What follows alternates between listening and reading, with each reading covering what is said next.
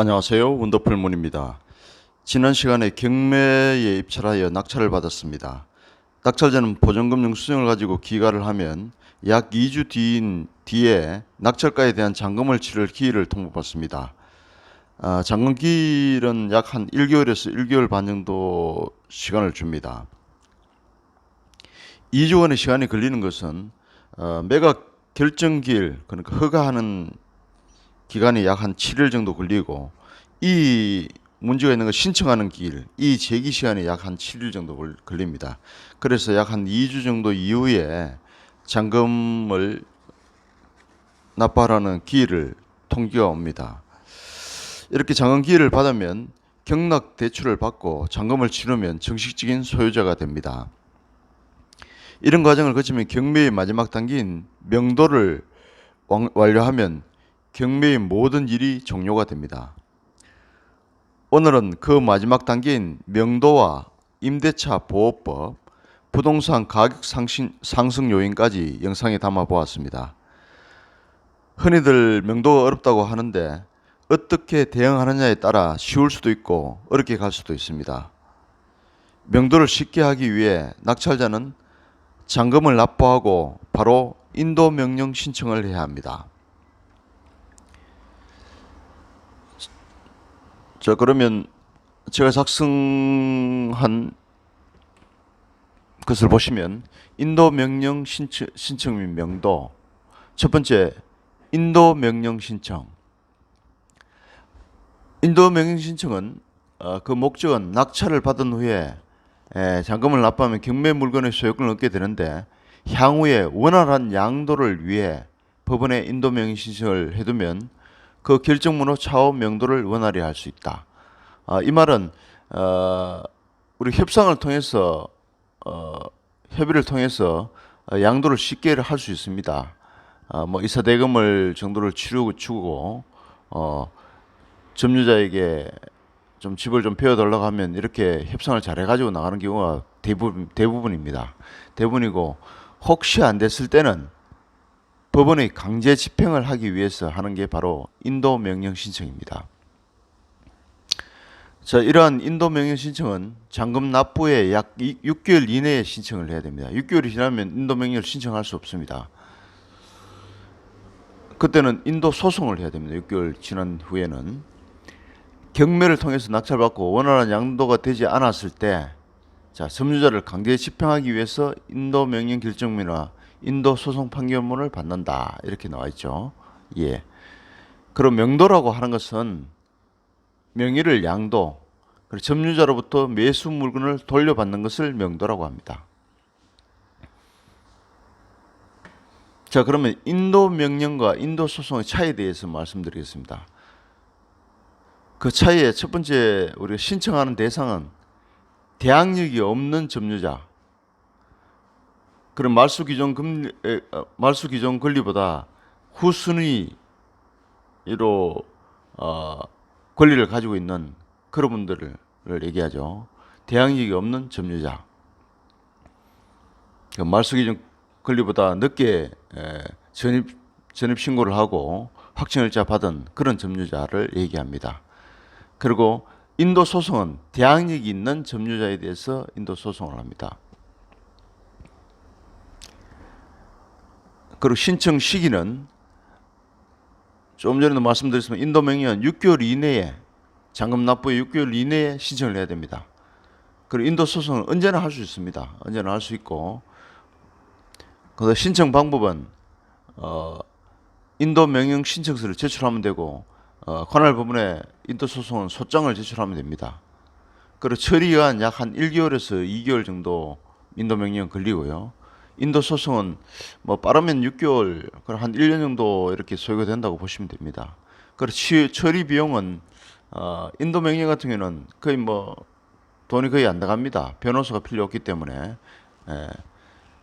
그렇고 인도 소송 같은 경우는 뭐 10만 이상인데 거의 뭐 100만 원, 200만 원 뭐 이렇게 들어갈 수도 있습니다. 이게 좀 많이 듭니다. 변호사도 또 필요하고요. 소송이기 때문에.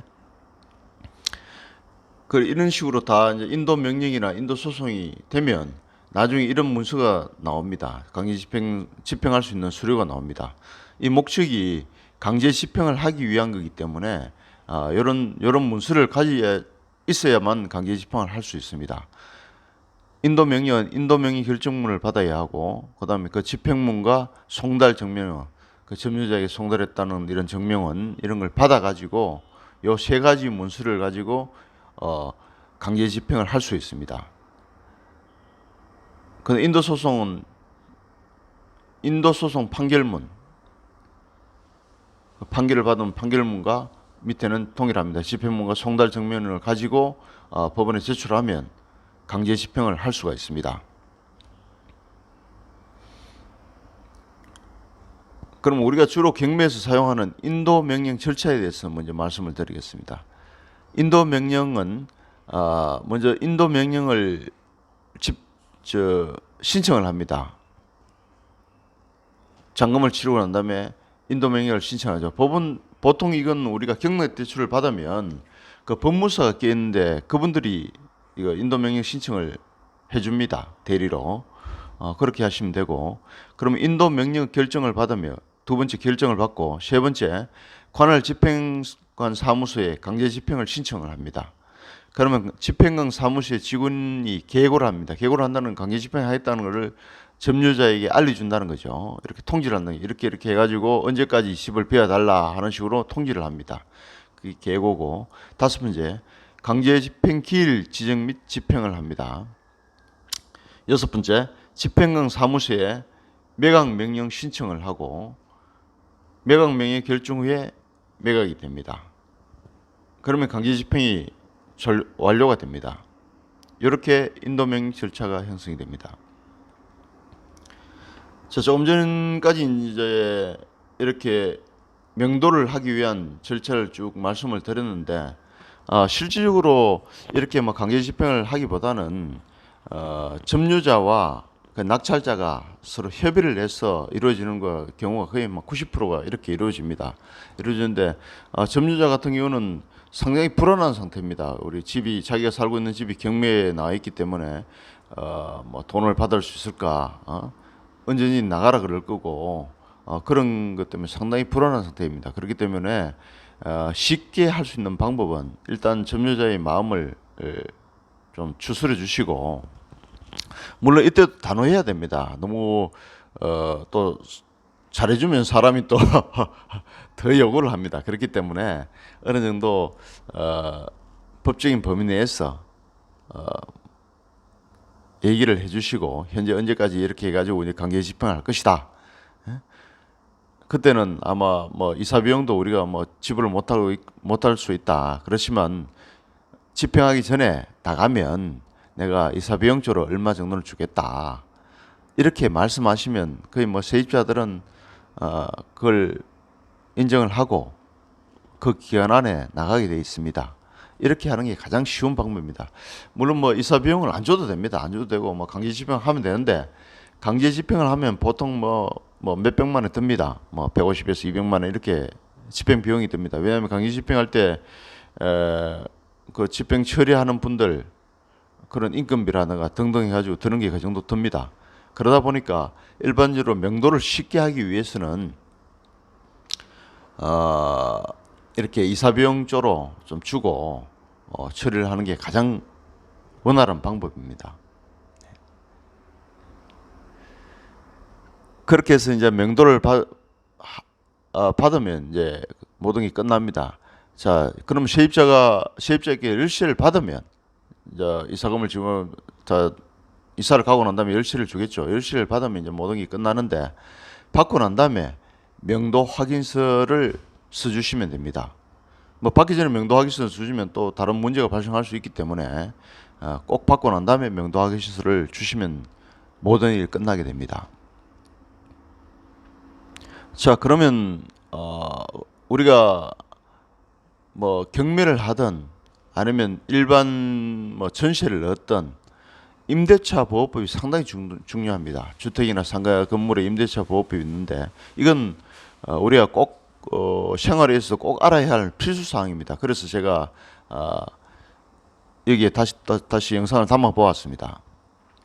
자, 임대차 보호법은 약자인 임차인을 보호하기엔 법입니다. 대항력, 우선 변제권, 소액 임차인과 임차권 등기 명령, 환산 보전금 이런 내용이 들어가 있습니다. 이게 주 내용이라고 보시면 되죠. 그 다음에 우리가 이번에 최근에 임대차 보호법이 좀 바뀐 게 있습니다. 다른 게 아니고 5월 22일인가 금년 5월 22일 겁니다. 그때 이제 국회에서 결정된 게 있는데 임대차 종료 통보 의무 시간이 바뀌었습니다. 예를 들면 임대 기간이 완료가 됐을 때 이전에는 만료 1개월 전에 통보를 하면 됐는데 지금은 이제 임차인을 보호하기 위해서 2개월 전으로 바뀌었습니다. 실제 1개월 전에 통보하면 직구하기 상당히 힘들죠. 그렇기 때문에 이제 그걸 보호하기 위해서 2개월로 바뀐 게 최신 임대차 보호법입니다. 그 시행 시기는 올해 그러니까 11월부터 시행이 됩니다. 이게 법안이 통과되고 난 다음에 6개월 뒤에부터 이제 시행이 되기 때문에 금년 11월부터 시행이 된다고 보시면 됩니다. 그때 법안이 5월 22일인가 법안이 됐기 때문에 11월 22일 날부터 시행이 된다고 이렇게 보시면 됩니다. 그리고 제가 만들어 놓은 이 자료에 보면 첫 번째 임차인이 점유와 전입 신고를 하면 둘 중에 늦은 날을 기준으로 다음 날 0시부터 대항력이 발생한다. 이건 뭐 경매에 있어서 꼭 알아야 될 그런 사항이죠. 내가 대항력을 갖추기 위한 그 조건입니다. 그러면 우리가 뭐 전세를 얻었을 때, 월세를 얻었을 때 그걸 보호받기 위해서는 주민센터 또는 민원 24시에 공부상의 서류와 일치하게 전입신고와 확정일자를 받아놓아야 됩니다. 이건 꼭 필요합니다. 뭐 경매를 하든 안 하든 우리가 일반 뭐 월세라든가 전세를 할 때 보호받기 위해서는 꼭 전입신고와 확정일자를 받아 놓으셔야 됩니다. 그 두 번째 우선 변제권이라고 있습니다. 이거는 대항력이 있는 임차인이 후순위 채권자보다 우선해서 배당을 받을 수 있는 권리를 말합니다. 이거는 확정일자 받은 날 낮부터 우선 변제권이 발생합니다. 자, 그렇게 하시면 되고요. 그다음 세 번째 임차권 등기 명령이라는 게 있습니다. 이것은 기존에 임차인이 가지고 있던 대항력과 우선 변제권을 유지하기 위해서 만든 제도입니다. 밑에 갈로에 제가 간단히 예를 들어놨는데 뭐 임차인이 개인적인 사정으로 인해 보증금을 받지 못한 상태에서 다른 곳으로 이사나 전출을 할 수 있는 경우가 있습니다. 이럴 때 신고를 했을 때 전출을 한다 이럴 때 대항력이 사라집니다. 그 집에 점유하고 있을 때는 대항력이 생기는데 이렇게 떠나고 나면 대항력이 사라집니다. 이것을 보호하기 위해서 만든 것이 바로 임차권 등기 내용입니다. 자, 임대차 계약이 만료된 후 임차 등기 명령을 법원에 신청해서 결정을 받으면 됩니다. 그러면 우리가 임차인의 그 권리가 보호가 된다고 이렇게 보시면 됩니다. 그다음 네 번째 상가 임대차 보호법이라는 게 있습니다. 이것은 점유와 사업자 등록 신청을 하면 다음 날 0시에 대항력이 발생을 합니다. 꼭 상가에 들어갔을 때 이렇게 사업자 등록 신청을 해야 됩니다. 안 하면 대항력이 발생하지 않습니다. 자, 점유, 사업자 등록 신청, 확정일자를 받으면 우선 변제권이 발생을 합니다. 그리고 여기 환산보증금이라고 있는데 이건 나중에 이제 이걸 받기 위한 거죠. 법률적으로 보증금에다가 상가 같은 경우는 더하기 월세 곱하기 100 이걸 환산보증금이라고 합니다. 이걸 돌려받을 수 있는 거죠. 지역별 환산보증금을 초과하지 않는 경우는 대항력과 우선 변제권이 있고 초과하면 대항력만 발생합니다. 지역별로 이렇게 환산보증금이 쭉 이렇게 설정이 되어 있습니다. 되어 있는데 요 밑에 이제 적혀 있죠. 자, 이거 보면서 다시 말씀을 드리겠습니다. 자, 우선 변제권이 있고 초과하면 대항력은 발생하는데 대항력으로 10년 계약 갱신 요구권을 인정하고 보증금 변환 때까지 명도 거절을 할 수 있습니다. 이 보증금을 돌려받지 않으면 명도를 안 해주는 그런 권한을 줍니다. 이런 내용이고, 지역별 환수한 보증 금액은 상가 건물 임대차 보호법 시행령에 정해져 있습니다. 서울 같은 경우는 지금 한 6억 1천만 원 정도 돼 있고, 기타 광역시는 약 3억 9천 정도로 이렇게 설정되어 있습니다. 그리고 임차인은 지역 환산 보증금을 초과할 때는 보증금을 보호받기 위해 전세 등기가 필요합니다. 많은 금액을 이렇게 보증금을 넣었을 때는 전세 등기를 꼭 해주시기 바랍니다. 자, 이렇게 이제 임대차 보호법에서 간단히 알아봤고요. 다음은 우리가 뭐 궁금한 내용이죠. 경매를 하든 우리 경매를 하지 않든 부동산 가격의 상승 요인에 대해서, 이건 뭐 흔히들 일반적으로 알고 있는 그런 내용들입니다. 그런 내용들이고, 그걸 제가 나름대로 이제 정리를 했는 내용이니까 이걸 참조하시면 좋을 것 같습니다. 첫 번째, 뭐 경제의 원리라고 볼 수 있죠. 수요와 공급의 법칙. 그 수요가 증가하면 당연히 가격이 상승하고 공급이 많이 증가하면 가격이 떨어지는 그 내용입니다. 그리고 두 번째, 금리가 인하하면 부동산 가격이 상승한다. 다음, 통화력이 증가하면 부동산 가격이 상승을 한다. 소득이 증가하면 부동산 가격이 상승한다. 다섯 번째, 대출 규제를 강화하면 가격이 하락한다.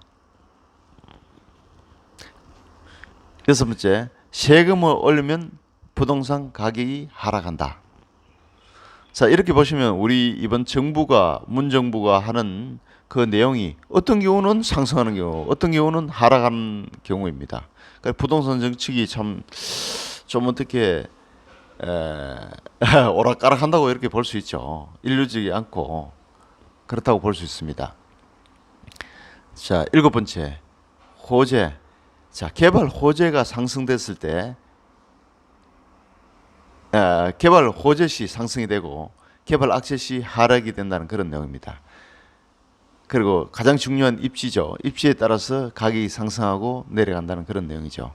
역세권이라든가 교육이 좋은 환경, 그다음 편의시설이 좋으면 가격이 상승하고, 뭐 혐오 시설들이 있으면 가격이 하락하는 그런 아주 일반적인 그런 내용입니다. 자, 이렇게 한 8가지에 걸쳐서 부동산 가격 상승 요인에 대해서 말씀을 드렸습니다. 뭐 이런 걸 기준으로 해서 앞으로 가격이 상승할 것이다, 하락할 것이다. 이번 정부의 정책을 보면 이거는 가격 상승의 요인이다, 아니면 하락의 요인이라는 것을 알 수 있을 겁니다. 자, 경매를 마치면서 가장 중요한 것은 제가 몇 번 강의를 하면서 말씀을 드렸습니다만은, 경매는 기존 시세보다 싸게 낙찰 받아야 합니다. 낙찰을 위한 경매가 아니고 수익을 위한 경매가 되시기 바랍니다. 자, 시청자 여러분, 5회에 걸쳐 경매에 대해 알아보았습니다. 삶에 조금이라도 도움이 되었으면 합니다. 부족한 영상 시청해 주셔서 감사합니다. 감사합니다. 구독, 좋아요 눌러주세요.